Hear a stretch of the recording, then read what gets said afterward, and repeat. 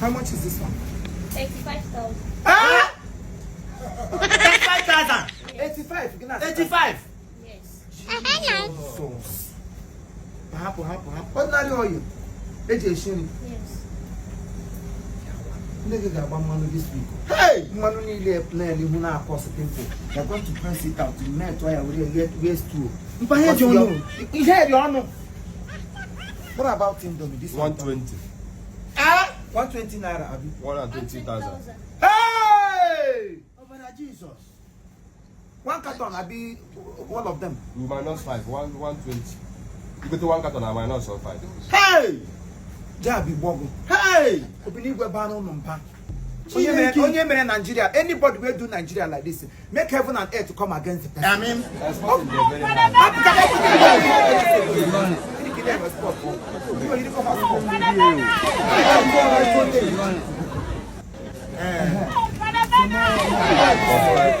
hey! 45,000. So it's okay. I've been out from the warehouse where they pack all of them. Sauce on cage. 45. Ha! Hey! Johnson. Hey! How will biscuit I tower? Eh? Balibria, I will water. Yeah, okay, that'd be very affordable. I will apple water. How much is this one? The following one, 80,000. Nigeria 95. Eh? You say now waiting. No, you no need of asking him. My foreign go, my local will go. Really way. Hey, tomato and ketchup for ketchup on ketchup. What in Nigeria they turn into? No. Everything where you talk, tau. But when they hate you, you never put anything. What you go put? You go put your life. What you put? Eh? They go through Maggi here. Peanut. How much is this one? 17.5. Eh? It's a for shikon. Come on, peanut. It's a bukon. Come on, peanut. Hey! What about the work of mini?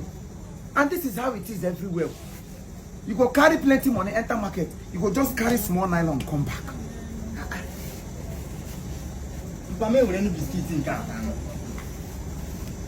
If the money no go there high, it's okay. Okay, this one now how much? 10.5. Eh? 10.5. This is like I hold up for hand. You still hold up for hand. 10,500. No, 1,500. No, here. You just have biscuit. It's a well lily. Baby, Because man does not life. I buy now, I won't do anything. Life will go okay for us. boy here. Because how much before? Carry now 500 naira.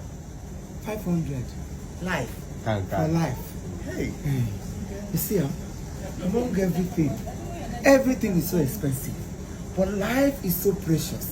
Life is so affordable.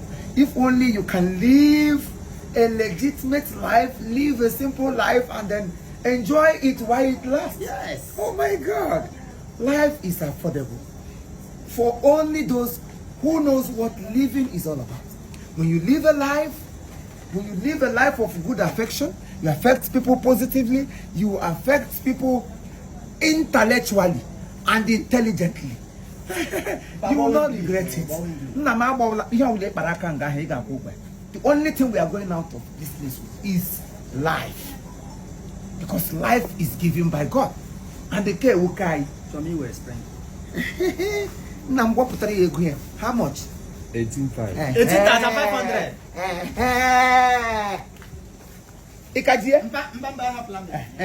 You had better left it. Nonsense. Hey! You need to go and the shine water.